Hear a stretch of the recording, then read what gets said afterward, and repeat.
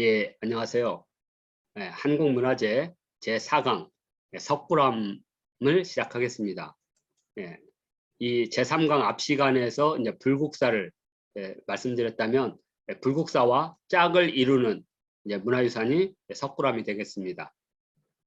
불국사와 석굴암을 합해서 한 시간으로 설명하기에는 너무나 많은 이야기들이 있습니다. 그래서 불국사와 석굴암, 그래서 불국사는 주로 이제 불국 정토에 대한 이야기를 한다면 석굴암은 가장 이상적인 인간형, 그때 당시 사람들이 생각했던 가장 이상적인 인간형은 무엇일까?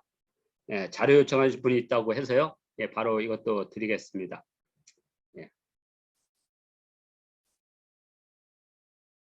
자, 그래서 자, 경주 토암산의 동쪽에 석굴암이 있고요. 아시겠지만 이 신라 사람들은 자신들이 살고 있는 이 세계가 부처님의 세계라고 생각을 했던 거죠. 그래서 이쪽에 석굴암을 세웠다면 이제 서쪽에는 이제 불국사를 세워서 불국 정토를 만든 거죠. 그러면 뭐 이해하기는 무지 쉬울 겁니다. 왜냐하면 석굴암에 대한 이해가 되면 불국사에 대한 이해도 당연히 되겠죠. 그래서 우리가 이제 지금은 석굴암이라 부르지만 여기도 부처님의 세계이기 때문에 정식 이름으로는 석굴사가 되겠죠. 석굴사가 되는데 지금은 그냥 석굴암으로 불리기 때문에 저도 그냥 통상적으로 석굴암이라고 하겠습니다. 석굴암에 있는 부처님은 이른바 깨달음의 세계, 정각이라고 부르는데요. 불교에서는 크게 이제 부처님의 어떤 깨달음의 세계를 이렇게 단계별로 표시할 때 손의 모양으로도 이렇게 표시합니다. 그러니까 불상 그 자체가 다 상징성이 있기 때문에 그 상징성 가운데 이제 세 개의 이 손 모양이 중요한데, 하나는 뭐냐면 끊임없이 수행을 하고 있는 모습으로 이렇게 해서 이것을 이렇게 정각인이라고 합니다. 수행을 하고 있는 모습이에요. 정각인. 그러다 이제 수행을 하다가 바로 이제 뭐가 되냐면 깨달음이 이제 이르게 됩니다. 깨달음을 이뤘을 때 다보열애께서 옆에 오셔서 이분이 석가열애라는 걸 증명해 주면 좋겠는데 다보열애가 안 오셔서 그때 이제 부처님께서 직접 자신이 깨달음의 세계임을 증명하기 위한 어떤 행위를 하셨거든요.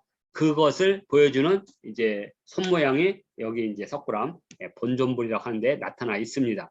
그래서 정각의 세계를, 그리고 이제 그 깨달았다는 것을 알리기 위해서 설법을 하러 다니죠. 그래서 우리가 흔히 쉽게 말하는 이렇게 돈을 이렇게 하고 손을 벌리고 돈 줘 이렇게 하면 예수님이 없어 이렇게 하죠. 바로 이게 이제 설법인이라고 부릅니다. 설법인. 그러니까 부처님은 이렇게 정각, 그다음에 자신이 그 부처님을 증명하는 항마 촉지, 그다음에 설법인, 이 세 개가 가장 중요한 손모양이 되겠습니다. 그래서 불국사와 석굴암은 제가 말씀드린 대로 김대성이라는 사람이 이걸 완성했는데, 이름이라는 김대성의 이름 속에 부처님의 세계 불국토를 이룰 사람이라는 이름을 갖고 있다, 이름값을 갖고 있다, 이렇게 설명을 드렸고요. 석굴암의 이제 건축 미학을 설명해 드리겠습니다. 석굴암은 그 자체가 하나의 종합적인 건축입니다.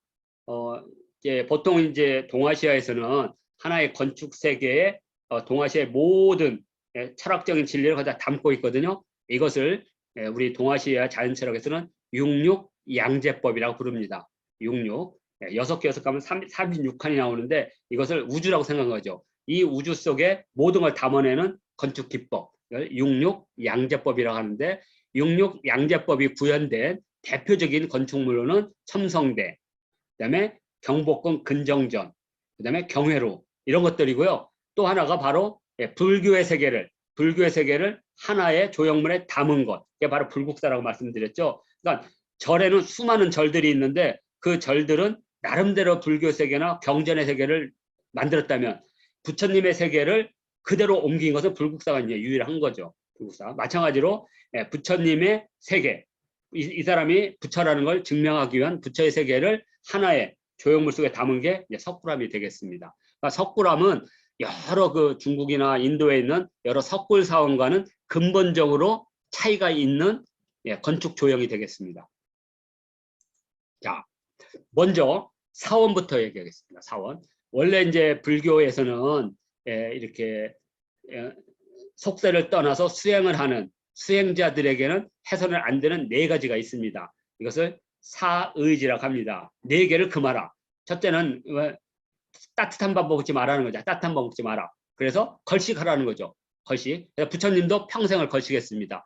그때 그 걸식을 하기 위해서 두드린 게 뭐겠습니까? 모거죠, 모거. 우리가 목탁이라고 부르는 목탁. 그러니까 죄송합니다. 모거와 목탁은 구분을 해야 되니까. 그러니까 모거, 뭐 운판 이것은 불교 세계를 상징하는 거고, 목탁은 단지 이 경전을 외우면서 탁발하러 갈 때 그걸 두드리면서 경전을 외우는 거죠. 우리 말하면 거지가 바가지를 두드리면서 그 국어를 하죠. 그거와 똑같은 겁니다. 그래서 따뜻한 밥 먹지 마라. 걸식하라. 자, 그리고 분소이란 건 뭐냐면 인도 사람들이 이제 옷을 하도 많이 이제 입고 그래서 이제 더러워서 더 이상 입을 수가 없으면 그냥 걸음인데다 버려버리죠. 그러면 스님들은 그걸 주워다가 서로 이렇게 이어서 29개 겹으로 이어서 그걸 입는 겁니다. 요즘에 불심이 깊으신 신도들이 스님들에게 아주 좋은 비단 옷으로 입히는 것은 부처님의 뜻에 어긋나는 거죠. 버려진 배조각을 기운 옷만 입는다. 그래서 그걸 분소이라고 합니다. 똥 묻은 것을 털어서, 소라는 거 털었다는 거거든요. 똥 묻은 것을 털어서 그것으로 옷을 해 입었다. 분소이라고 하고요. 또 하나는 따뜻한 방에서 잘 수가 없다. 그래서 인도에서는 이렇게 비가 많이 오고 그렇기 때문에 벌레도 많고 그렇기 때문에 나무 밑에 주로 이렇게 비를 피해서 거기서 잤습니다. 그래서 그것을 수하자라고 합니다. 그래서 따뜻한 방에서 자지 마라. 그 다음에 또 하나는 뭐냐면 벌레나 거기는 해충이 많아요. 그래서 그 잠잘 때 해충을 덮고 그러니까 옷을 이렇게 벗고 자야 되잖아요. 그러면 벌레가 물고 하니까 이 벌레를 무는 것을 방지하기 위해서 그 돼지나 소오줌을 그 냄새 무지 나잖아요. 그걸 여기다 바르고 자는 겁니다. 그래서 그걸로 약을 쓰는 거죠. 피부약을. 그래서 이걸 불안약이라고 합니다. 그래서 이렇게 네 가지만 하는 거죠. 4가지만. 그래서 이것을 불교 교단의 승려가 지켜야 하는 사의지라고 합니다. 따뜻한 밥 먹지 말고 걸식하라. 좋은 옷 입지 말고 분소일 하라. 좋은 방에서 자지 말고 수화자 하라. 그 다음에 향기 나는 향료를 쓰지 말고 불안약을 써라. 이렇게. 자, 그러면 이제 이렇게 되는데 문제는 이거죠. 스님들이 너무나 많은 스님들이 막 벌레 물려 죽고 고통스러워 하니까 불심이 깊은 돈을 많이 번 두농 두상들이 이른바 그때는 장자라고 불렀는데 어른 장자 돈이 많고 그러니까 동네에서 제일 어른이 되겠죠. 그 사람들이 자신들한테 설법을 하는 스님들이 너무나 고통스럽고 힘들어하니까 자기 집에 후원, 숲이 우거진 후원을 내준 거예요. 그래서 이렇게 천막도 쳐주고 여기서 저기 비가 오는 우기 한 60일 정도 되거든요. 이 기간 동안은 여기서 좀 지내세요 이렇게 말씀드렸어요. 그랬더니 스님들이 그때 이제 부처님께서 그렇게 하자. 그래서 그것을 우리는 생가람마 사원이라고 불렀던 겁니다. 그래서 드디어 이렇게 사원. 그때 이제 만든 사원들이 대나무 숲이 많은 뭐 중림 정사라든지 이렇게 기원 정사라든지 이런 것들이 이제 불교 사원 탄생의 시작이 되겠습니다. 그러다가 이제 불교 교단이 많아지고 하니까 그리고 이제 스님들이 각지로 돌아다니면서 설법을 하다 보니까 이렇게 인도 같은 데는 이제 오랫동안 이렇게 비가 와서 굳어졌다가 지금 비가 안 오니까 우기가 아니기 때문에 여기 엄청 딱딱하거든요. 그래서 그 딱딱함을 파서 그 안에서 숙식을 하면서 부처님이 돌아가시니까 그 부처님의 모습을 상징하는 탑을 그 기둥 놓고 해서 그 자체를 탑으로 본 겁니다. 부처님의 무덤 속에 들어가서 잠도 자고 설법도 하고 수행도 하는 그런 것들이 이제 석굴이 되겠습니다. 나중에는 이제 불상이 생기면 그때 이제 불상도 놓고 부처님의 그림도 거기다 그려놓고 그래서 드디어 석굴이 만들어집니다. 그래서 사원에서 석굴로 발전이 되겠죠. 그래서 뭐 이렇게 아잔타 석굴이나 서역의 키질 석굴 그리고 이제 동아시아에 오면 이제 천불동이라든지 또는 뭐 병령사 석굴, 뭐 맥적산 석굴, 용문 석굴 뭐 이런 식으로 운강 석굴 그리고 우리나라 이제 불국사 석굴암까지 석굴 사원이 만들어지게 됩니다. 그런데 다른 나라의 모든 석굴 사원들은 다 흙을 파서 그 안에다가 사원을 구축했다면 석굴을 구축했다면 우리 불국사는 세계에서 유일하게 조립식으로 완전한 하나의 인공 석굴을 만든 겁니다. 조립식 인공 석굴. 이건 다 자연 석굴 이렇게 파서. 근데 우리는 이제 조립식 인공 석굴을 만들었기 때문에 석굴암 자체로서도 세계유산에 등재가 될 수 있었던 겁니다. 자, 중국에 오면 이렇게 투르판 천불동이라고 부르거든요. 예, 그 이슬람어로는 이제 베제클릭이라고 부르는데요.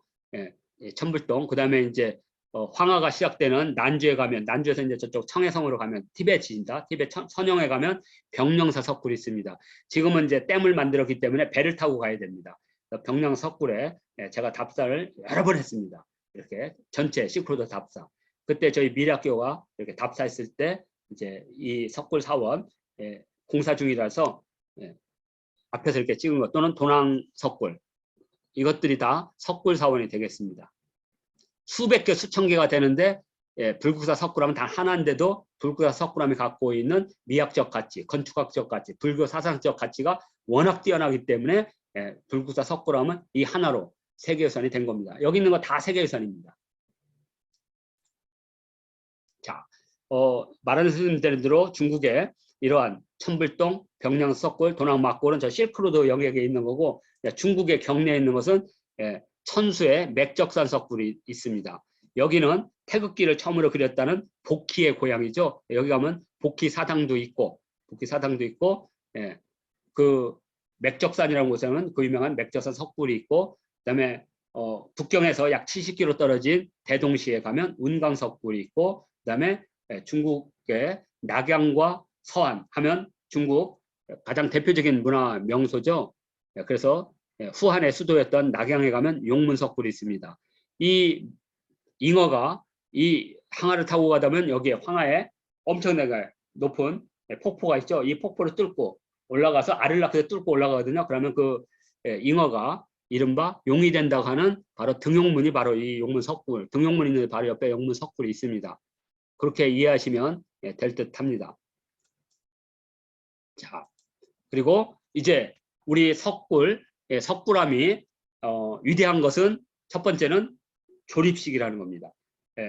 중국이나 인도나 다른 나라에 있는 모든 석굴들은 자연 암벽을 깎아서 그 안에 공간을 만들고 그 안에 기둥을 깎을 때 이제 기둥을 아예 깎아서 만들어 놓죠. 그리고 거기에 불상을 앉히고 이렇게 벽화를 그렸다면 우리는 처음으로 이렇게 인공으로 이렇게 그린 겁니다. 하다 보니까 우리는 그 돌에다가 그걸 하려면 회치를 해야 되기 때문에 회치를 하게 되면 어떤 게 문제가 되냐면 그 인공 석굴 그 자체에 여러 불상들을 보살들을 거기다가 만들 수가 없어요. 조각을.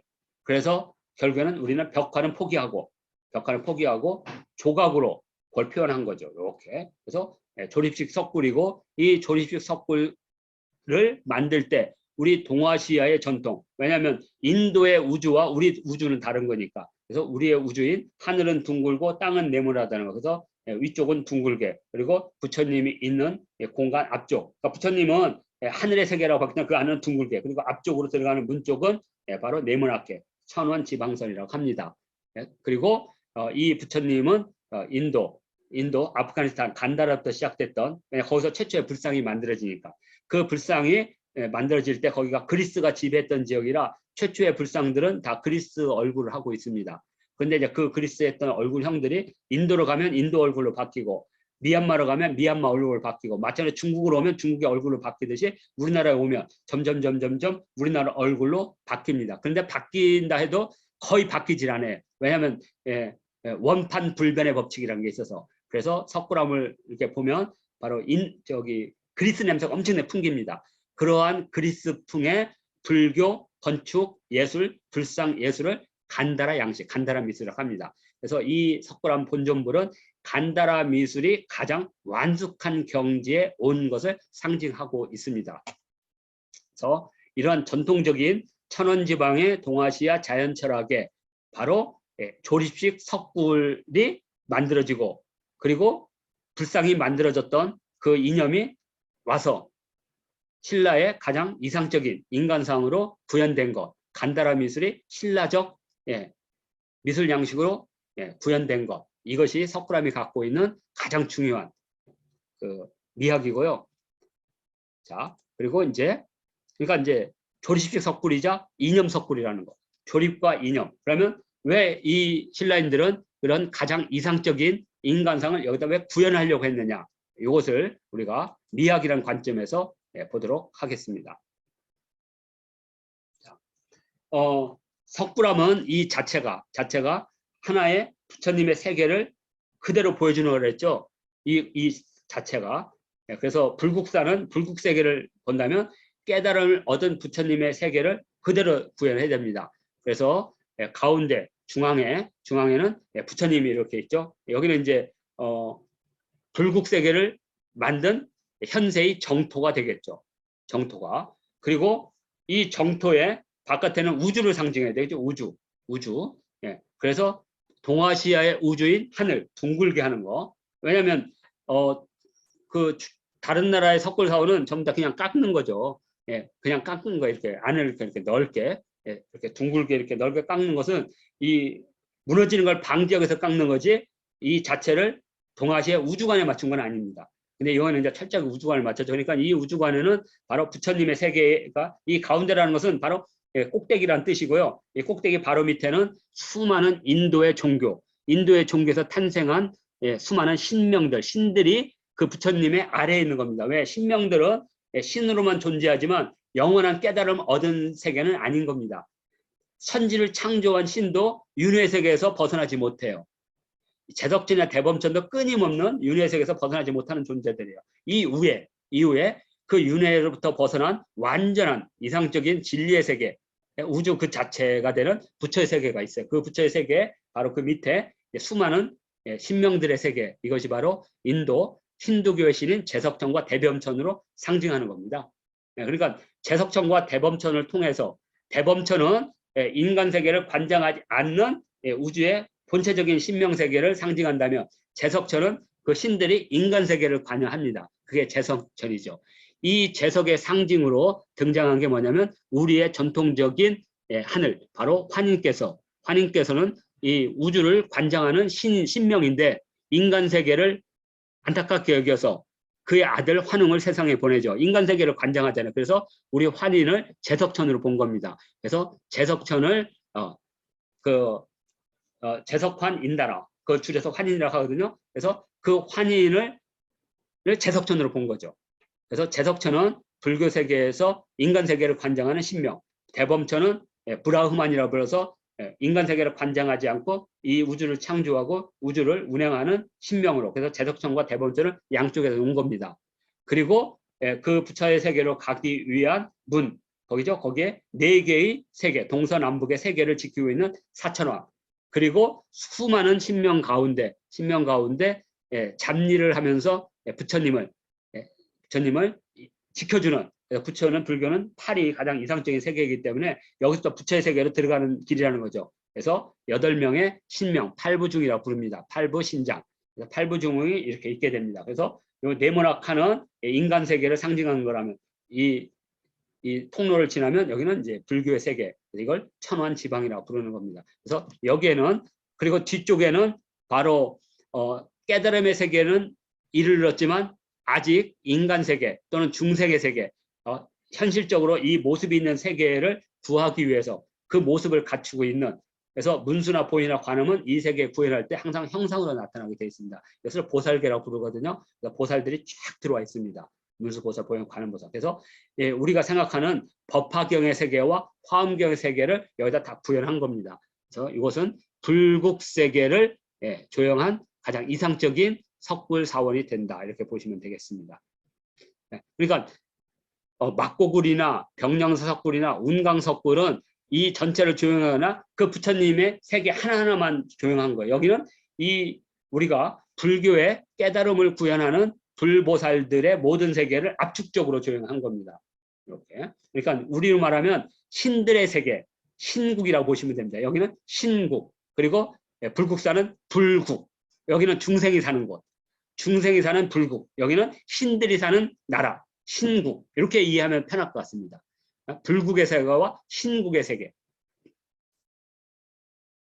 자, 그리고 또 우리가 불국사에서는 서천 극락세계가 워낙 멀기 때문에 조형을 작게 했다 그랬죠. 다리도 작게 하고. 그래서 멀다는 걸 표시했다라면 여기에서는 하나의 조형이기 때문에 두 개의 조형을 만들 수가 없어요. 극락전과 대웅전을 두 개를 만들 수가 없어요. 그럼 어떻게 하느냐. 서천 극락세계를 만드는 방법은 너무나 아득히 멀기 때문에 보이지 않는다. 그래서 바로 부처님 뒤에 바로 서천 극락세계의 위력을 상징하는 11면 관세음보살, 인간이 갖고 있는 수많은 어떤 그런 가치나 생각 이런 것들을 11개를 기준으로 해서 막 위력이라든지 분노라든지 이런 것들이 있거든요. 이것을 상징한 게 11면 관음보살이면서 관음이 11개의 얼굴을 갖고 있죠. 그러니까 11면 관음보살은 극락세계의 위력을 보여주는 대표적인 관세음보살이세요. 그래서 11면 관음보살 뒤에다 놓음으로써 앞에서는 보이지를 않죠. 그러니까 이렇게 돌아서서 탑도리를 해야만 이분을 볼 수가 있어요. 그래서 서천 극락세계를 부처님의 뒤에 배치함으로써 보이지 않는 극락세계가 있다는 것을 증명해 주는 거죠. 이렇게. 자, 그래서 이게 11면 관음보살이 되겠습니다. 자, 그리고 이것은 부처님의 세계지만 또 동아시아의 세계도 됩니다. 왜냐하면 부처님은 인도에서 태어났지만 그 부처님은 인도의 하늘에 있는 부처님이에요. 그 부처님은 이제 만세계의 부처로 새로 등장한 거예요. 그러니까 인도의 그 정반국에 태어나신 분은 인도의 사람으로서 인간의 몸을 갖고 태자로 시달타라는 사람으로 태어났어요. 그러나 깨달은 부처는 인도라는 세계를 벗어난 온 세상, 온 나라의 부처님이에요. 이제 부처님의 그 진리를 신라로 가져온 거예요. 그러면 당연히 이 신라는 신라의 하늘이 되겠죠. 그래서 그 신라의 하늘을 상징하는 우리의 하늘. 그래서 여기 수많은 돌들을 이렇게 박아놓은 겁니다. 이것은 우주의 별을 상징하는 겁니다. 그러면 우주의 별 가운데 별이 뭐예요? 가운데 북극성이 있겠죠. 그래서 북극 하늘의 수많은 별 가운데 천원석이 딱 있는데 어떻게 된 건지 지금은 세 개로 쪼개졌습니다. 왜 쪼개졌는지는 모릅니다. 아무튼 이렇게 해서 이것이 우리의 하늘이라는 것을 증명해 주는 겁니다. 이 하늘 아래 부처님이 계신 거죠. 이렇게 표시한 겁니다. 그러니까 이 천원석과 부처님은 같은 겁니다. 상징적으로 이것이 부처의 세계임을 이 두 개로 보여주는 겁니다. 하나는 부처님으로, 하나는 이 천원석으로 이렇게. 자, 그리고 지금 현재 이 기둥이 없을 때, 이 기둥이 없을 때는 이 세계와 이 세계가 구분이 됩니다. 기둥이 있는 세계는 우리 사바세계를 상징하는 겁니다. 사바세계, 우리 인간세계, 속세. 그리고 기둥을 벗어난, 하늘에는 기둥이 없잖아요. 하늘에는 기둥이. 그렇기 때문에 이 기둥은 사바세계와 하늘의 세계, 부처님의 세계를 상징적으로 보여주는 경계선이 되겠습니다.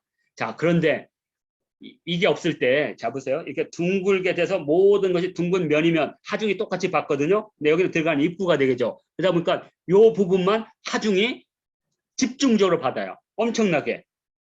왜냐하면 다른 데는 다 이렇게 칸을 이렇게 해가지고 축대처럼 이렇게 대를 싸서 그 위에 천원석을 둘렀기 때문에 하중을 다 받지만 여기는 그게 없죠. 그래서 여기를 어떻게 바로 홍해라고 해서 둥근 무지개처럼 둥글게 지붕을 덮고 그 무게 하중을 또 견디기 위해서 또 기둥을 박은 겁니다. 그러니까 기둥은 과학적으로 하중을 받치는 역할도 한다는 거죠. 경계 역할도 하는 것. 그 다음에 또 하나는 미학적으로, 자 여기 이제 그 금강역사 두 분이 딱 있고 양쪽으로 팔부신장이 딱 8명의 팔부신장. 그 팔부신장에는 이제 간다라라든지 음악을 하는 간다라, 그리고 뭐 또는 아수라라든지 뭐 이런 야차라든지 이런 것들 딱 8명이 팔부신장이 있습니다. 팔부신장을 지나서 금강역사를 딱 지나는 순간 바로 이 기둥에 의해서 뭐만 시각적으로 딱 보이느냐. 자 지금 보면 이 문의 입구가 넓죠. 그 다음에 기둥이 좁죠. 부처님이 이렇게 있죠. 그러니까 뭐예요? 이렇게 시선으로 말하면 이렇게 되겠죠. 이렇게.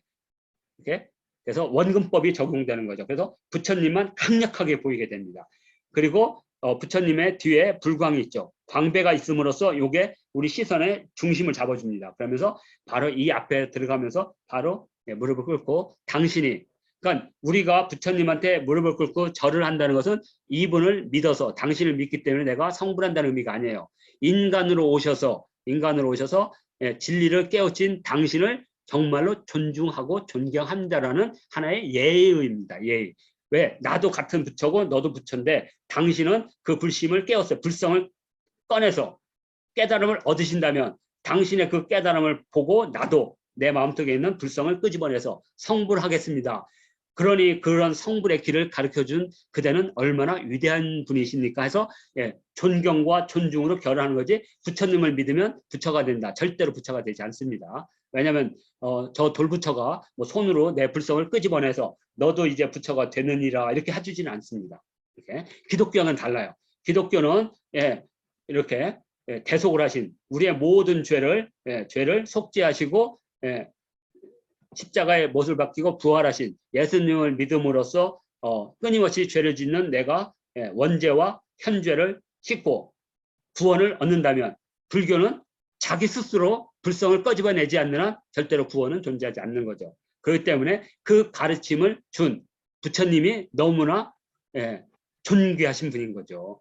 그래서 부처님을 믿으면 부처가 되는 게 아니라 부처가 되는 길을 가르쳐준 그대여 정말로 존중합니다. 라는 절이라고 이렇게 이해하시면 되겠습니다.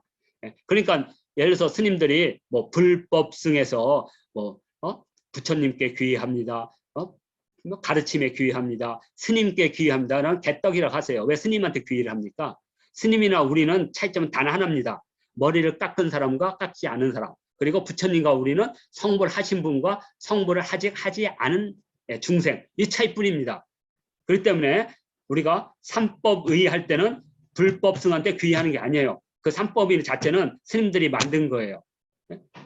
삼법인은 이 세상은 영원한 게 없다는 거, 이 세상은 영원하다 없다는 거, 그리고 이 세상에 재범부하라, 이 세상에 실존적인 나는 뭐 없다. 재행무상, 모든 것들은 영원한 게 없다. 그리고 영원한 나도 없다. 그래서 나라고 하는 실체 자체가 고라는 것, 일체계고, 이게 삼법이에요. 이걸 깨달았을 때 우리가 부처님이 깨달은 게 바로 이 세계를 깨달은 거거든요. 재행무상, 재범무와 일체계고, 이걸 삼법이라고 합니다. 그래서 혹시 스님들이 불법승이라고 하면 띠 하시면 됩니다. 스님한테는 절대로 귀의하거나 경배하면 안 됩니다. 우리가 스님한테 경배하는 건 뭐냐?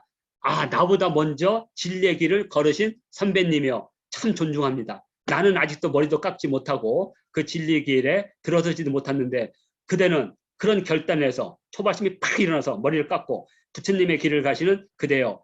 선배로서 정말 존경합니다. 해서 절을 하는 것이지 그분을 무슨 부처님의 경지로 하는 게 아닙니다. 그렇게 이해하시면 불교를 바르게 이해하실 수가 있습니다. 자, 이제 석굴암의 이제 미학을 보러 이제 들어가도록 하겠습니다. 자, 우리가 이제 석굴암이 있는 이 세계를 이제 동해서부터 시작해서 불국사까지를 단계별로 이렇게 보면 먼저 이 바다라는 것은 수없이 파도를 칩니다. 이 파도라는 것은 내가 앞으로 살아가야 될 수많은 고의 상징입니다. 고라는 건 뭐라 그랬어요? 생각하고 먹고 마시고 보고 사는 거예요. 육신이 있는 한, 이걸 색이라고 그랬거든요. 그 색이 있는 한, 근데 그 색 가운데 가장 원초적인 색이 성욕이기 때문에 우리가 성욕을 색이라고 부르는 겁니다.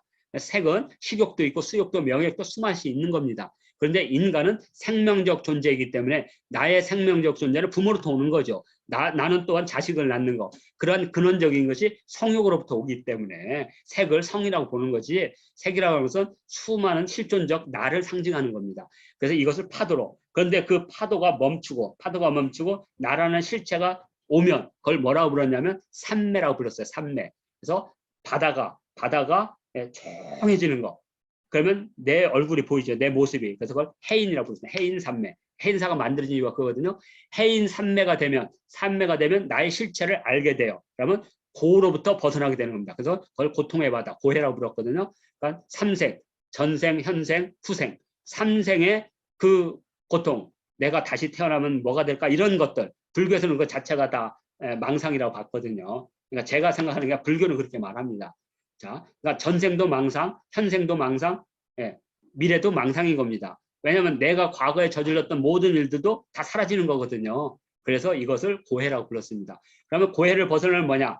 영원하게 변하지 않는 실체, 태양이죠. 맨날 똑같이 오잖아요. 똑같이. 사람은 죽고 태어나고 죽고 태어나지만 태양은 똑같이 온다고 본 거예요. 그래서 해와 달을 말할 때 해는 불교를 상징하는 거라면 달은 인간을 상징하는 거예요. 수없이 변하는 거, 수없이 변하는 거. 달은 변하잖아요. 그러니까 이 세상에 존재하는 세계 모든 존재는 달로 변해요. 달. 그러니까 이 달을 보고 깨달으라는 거죠. 그래서 그게 월인천강지곡이에요. 월인천강지곡. 그래서 무명을 탈피하는 겁니다. 태양이 딱 뜨고 또 지고, 태양이 딱 뜨고 하면 아, 덧없는 세계다. 내가 사는 세계는 덧없다. 태양은 영원하다. 그래서 태양이 딱 뜨는 순간 그 영원한 것을 깨달은 게 어디로 오냐. 이 태양빛이 바로 석굴암의 본존물로 촥 얼굴에 촥 오는 거죠. 그럼 여기서 빛이. 그러면 왜 눈이 아니냐. 어떤 사람은 눈이라고 하더라고요. 아, 눈은 현실적으로 내가 보는 거고요. 깨달은 사람은 제3의 눈, 이걸로 보는 겁니다. 이거. 네? 이거. 개 아니라 부르거든요. 10개짜리 눈 한자. 깨달은 눈. 네? 그래서 이 빛이 촥 해서 딱 나오는, 그때 문을 쫙 여는 겁니다. 그러면 빛이 쫙 나면 석쪽으로 해서 경배하는 내 쪽으로 딱 오는 거죠. 아, 저분이 깨달음을 얻으신 부처랑을 증명해줘. 그 석불암입니다. 그러면 그 태양이 이제 여기가 바로 인도에서 깨달은 석가모니께서 신라를 깨우치기 위해서 이 땅에 오셨다는 걸 증명해 주는 거죠. 그러면 이게 태양이 이렇게 쭉 갈 거 아니에요. 석굴암이 갈 수는 없잖아요. 이렇게 석굴암이 날아갈 수는 없죠. 그래서 이 부처님의 여기 얼굴에 있던 태양빛이 쭉 토암산을 지나요. 토암산. 토암산 지나면 드디어 불국사에 앉히는 대웅전에 부처님의 얼굴에 샥 가죠. 그러면 여기는 불국토. 여기는 깨달음을 통해서 불국토를 만드는 부처님이라면 여기는 깨달음을 이미 확인하셔서 이 땅을 불국토로 만든 부처님이 계신 거죠. 그래서 해가 떠서 불국세계를 증명해주는 요 단계적 과정을 석굴암에 와 불국사에 그대로 구현한 겁니다. 그러니까 위대한 거죠. 그런데 이러한 그런 자연지리가 인도 같은 데 없는 거예요. 왜냐하면 우리가 흔히 말하는 인도의 부처님이 태어나신 룸빈이나 이런 데 가면 동해로 가려면 방글라데시까지 와야 돼요. 바다로 올라면. 불가능한 겁니다. 그리고 중국도 수도가 다 저 내륙에 있죠. 그러니까 이 백제나 고구려는 만들고 싶어도 못 만드는 거예요. 만들려면 동해에다 만들어야 되니까. 근데 신라는 다행히 경주가 동해에 있고 또 태양이 동해에서 뜨니까 그래서 신라는 거기다 신라가 또 삼국을 통일하니까 가장 이상적인 불국토의 자연지리적 조건이 맞은 거예요. 그래서 여기다가 그러니까 이걸 이 불국세계를 경전을 읽고 불국세계를 이해하는 이 김대성이라는 사람이 얼마나 깊이 있는 불교 공부를 했고 이거에 따라서 위대한 건축을 만들었는지. 그러니까 불국사와 석굴암을 그냥 단순하게 그냥 있는 만 개의 절, n분의 1의 절로 본다면 하나도 이걸 못 보는 거죠. 불국세계의 진리의 세계를 이렇게 자연지리적 조건에 맞춰서 조형을 한, 그래서 위대하다고 하는 겁니다. 그리고 토암산이란 자체도 바로 이 석굴암에 있는 불국세계를 토해내는 거죠. 이렇게. 그래서 이렇게 본 겁니다. 그래서 여기 해가 딱 뜨는 순간 이 부처님이 이렇게 정각을 하고 있다가 깨달았어요. 그랬더니 수많은 신명들이 두려운 거죠. 왜? 인간들이 이제 무명의 세계를 벗어나서 귀신을 숭배하고 이런 걸 벗어나거든요. 다 저게 허상이라는 걸 알게 된 거예요. 그러니까 두려움이 있죠. 나를 믿는 수많은 우매한 중생들이 부처님을 믿으며 그래서 부처를 조롱하죠. 너는 깨달은 자가 아니다. 이렇게 하니까 그때 부처님께서 오른손으로 땅을 탁 치고 왼손으로 왜냐면 왼손은 지금 깨달음을 얻기 위해서 이렇게 하고 있었잖아요. 이렇게 이렇게 하고 있고 요걸 탁 쳐서 딱 치면서 소리를 질렀죠. 하늘을 가리키는데 판을 두 개를 그릴 수 없으니까 하늘로 그린 것은 하면 이게 조형적으로 좀 그러니까 그래서 하늘에 있는 수많은 신명과 불보살들과 땅에 있는 수많은 신명들이 내 앞에 와서 내가 부처임을 증명하라 이렇게 외친 거죠. 이걸 뭐라고 하냐면 항마 촉지라고 합니다. 촉지는 땅을 쳤다는 뜻이고 항마는 모든 마군을 물리치고 나를 부정하는 모든 사람들을 마군이라고 불렀거든요. 중생들. 이 세상에 영원한 진리가 없다는 것을 믿는 사람들. 그래서 마군이를 눌렀다는 뜻입니다. 항마. 항마 촉지. 그래서 지금 여기에는 두 개가 있는 거죠. 하나는 깨달음을 추구하는 정각인에서 항마 촉지를 딱 하고 있는 거죠. 항마 촉지. 그리고 이제 저쪽으로 가면 이제 이 땅에 불국토에 나서 설법이 있는 거예요. 설법. 이렇게 이해가 되셨죠? 불교 세계의 가장 중요한 깨달음을 추구하는 정각에서 부처임을 증명하는 항마 촉지에서 이제 부처님의 말씀을 전파하는 설법으로 이렇게 넘어가는 겁니다. 이것을 그대로 여기다 구현한 겁니다. 광천에다가. 자, 그래서 여기 정각은 내가 지금 깨달음을 하는 순간, 그리고 항마촉진은 내가 부처임을 증명하는 거, 내가 부처임을 증명하는 거, 그리고 이분이 부처임을 증명해서 뒤에 광배, 깨달음을 상징하는 겁니다. 그러니까 이것은 빛은 깨달음을 상징하는 거예요. 영원히 꺼지지 않는, 어둠은 마군 무명을 상징한다면 이 빛은 깨달음, 정각을 상징하는 거. 그래서 이 정각이 바로 태양이라고 보시면 돼. 해. 그래서 이것을 정각상에 구현한 겁니다. 자, 그래서 이 동아시아에서는 부처님의 가장 이상적인 인간상이 있습니다. 그때 그러한 부처님이나 보살이 와서 이 땅에 가엾은 중생을 구원하는 이러한 이상적인 인간상 중에 뭐냐, 마군을 물리치고 미래의 부처님이 올 때까지 이 땅을 정법세계로 만드는 사람, 정법세계로 만드는 사람을 왕 중의 왕. 그래서 부처님의 법을 새겨진 수레바퀴를 굴리는, 그래서 이걸 전륜성왕이다. 그래서 전륜성왕이 수레바퀴를 굴려서 이 땅을 불국토로 만들고, 우리 중생들은 그 수레바퀴를 어디다가 그 절입구에다가 걸어놓고 그걸 한 바퀴 돌리면 경전 한 번 읽은 걸로 해서 법화경을 100만 번 돌리면 스스로 깨달음에 얻어서 극락세계 간다는 믿음이 있죠. 그래서 그것을 법륜이라고 불렀습니다. 우리 스님 가운데 유명한 법륜 스님이 바로 그걸 상징하는 겁니다. 그래서 전륜성왕은 일장육척이라 해서 보시다시피 여기 수레바퀴가 있죠. 손에 수레바퀴가 있고, 수레바퀴를 굴린다 그랬잖아요. 수레바퀴 있고, 키가 다른 사람의 수백 배 크죠. 왜냐하면 일장육척 4m 80cm라고 했으니까 이렇게 돼 있고, 그 다음에 정법이 이루어지면 부처님이 오시는 거예요.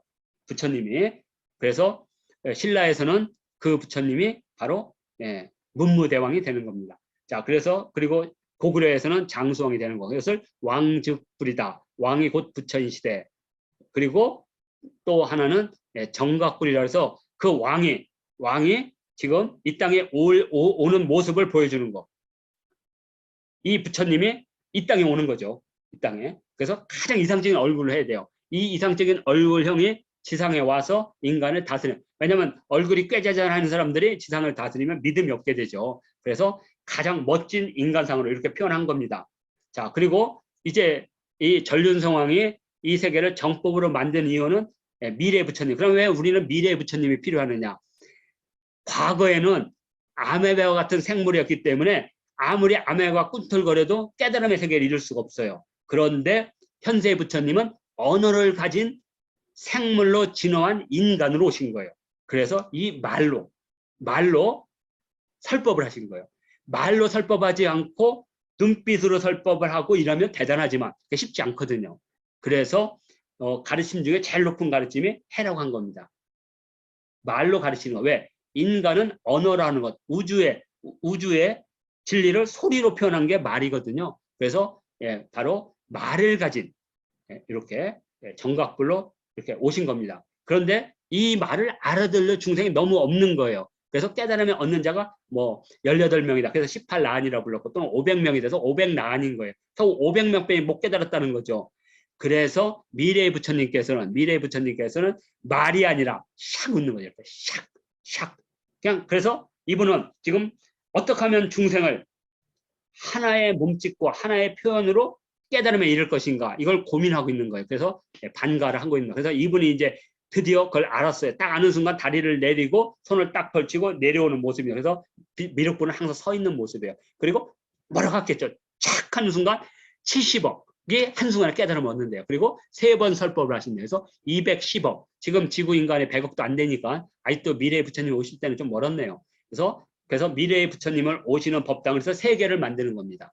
그래서 이거 삼법입니다. 그러니까 용화 삼법, 용화 삼회 용화설법 이렇게 부르거든요. 그래서 3번 설법. 그래서 미륵사의 그 금당도 그래서 3개가 있는 겁니다. 그래서 미래의 부처님이 오시길 기원하기 위해서 우리를 위해서 깨달음을 지금 고민하시고 계신 미륵보살, 반가사사 이런 것들이 다 이상적인 인간상인 겁니다. 이렇게. 지금 우리는 그 가운데 현세의 통치자로 오시는 정각부를 보고 있는 겁니다. 자, 그래서 본존불인 이상적 인간상은 미학적으로 구현할 수 있는 모든 것들을 다 구현한 겁니다. 첫째는 우리가 우리식이 아니라 인도에서 얘기하는 미학적 비례미가 정확하게 다 구현됩니다. 그래서 이런 것들은 그냥 있는 게 아니라 불상조성 도량경이라는 게 있습니다. 불상조성 도량경. 우리나라 팔만대장경에는 포함되지 않고 티베타장경에는 포함되어 있습니다. 불상조성 도량경이라는 책 속에 불상을 만드는 법이라든지 건축이라든지 비례가 다 되어 있습니다. 이 비례에 맞춰서 정확하게 위치나 이걸 만든 겁니다. 그리고 또 하나는 얼굴이나 전체가 균형을 갖춘 균잼이라고 합니다. 균잼이란 건 뭐냐면 눈이나 코나 귀나 이런 것들이 크기나 위치가 제대로 갖춰서 하나의 아름다운 얼굴상을 있는 것. 우리 한국에서는 그런 얼굴형을 뭐 김태희라고 그래요. 김태희가 가장 균잼이라. 근데 균잼이가 가장 친근감 있는 건 아니에요. 오히려 아이유가 더 친근감이 있을 수 있죠. 가수. 그다음에 이 부처님에 있는 이것은 건축이나 이 모든 것들이 다 대칭미를 가지고 있습니다. 완전한 균형이에요. 그리고 모든 뭐 머리나 가슴이나 팔이나 높이나 이런 것들이 다 비례미, 수학적 비례미가 구현됐습니다. 그래서 요거에 의해서 중앙에 있는 이 본존물은 가장 이상적인 인간상. 요즘 개념으로는 뭐라 할까요? 장동건, 비, 뭐 원빈, 뭐 또 있나요? 뭐 잘생긴 사람들 다 모아놔서 합성해서 가장 이상적인 얼굴형이 나온 거라 이렇게 보시면 되겠습니다. 자, 이제 이렇게 해서 이 불국사 이 석굴암 본존물 전체적인 석굴암과 본존물에 대한 이야기가 마친 겁니다. 자, 그래서 우리가 석굴암과 본존물을 항상 볼 때 신라인들이 삼국을 통일하고 태평성대를 만든 후에 가장 이상적인 부처님이 이 땅에 오셔서 이 땅을 불국토로 만들었다는 걸 보여주는, 그래서 그 왕을 성덕대왕으로 본 겁니다. 그래서 성덕대왕 신종, 사실은 성덕대왕 신종, 에밀레종은 따로 이렇게 분류해야 됩니다. 그래서 성덕대왕 신종을 만들었고, 우리나라 종의 원료는 황룡사 대종이지만 성덕대왕 신종에서 드디어 우리는 뭘 볼 수가 있느냐, 바로 그 종 자체가 부처님의 말씀, 부처님의 진리를 설법하는 소리를 내는 종이라는 것이 처음으로 확인되는 겁니다. 그러면 중국이나 일본 그런 종이 있죠. 근데 거기는 그런 종이 아니에요. 그건 단지 그냥 어떤 신호를 하기 위한 종입니다. 우리나라 종은 드디어 부처님의 말씀을 소리로 변해서 바꿔서 이 땅을 불국토라는 것을 보여주는 대표적인 종이다. 이렇게 보시면 됩니다. 자, 이렇게 해서 이제 우리가 3강, 4강을 마쳤고 5강, 6강에서는 고려시대 때 청자의 미를 가장 잘 보여주는 인종농 출토, 참외 모양 청자와 또 하나는 무량수전, 건축미의 가장 아름다움을 상징하는 미래의 아미타불이 계신 무량수전을 건축으로 표현한 부석사 무량수전으로 미학산책을 떠나겠습니다. 자, 이상으로 해서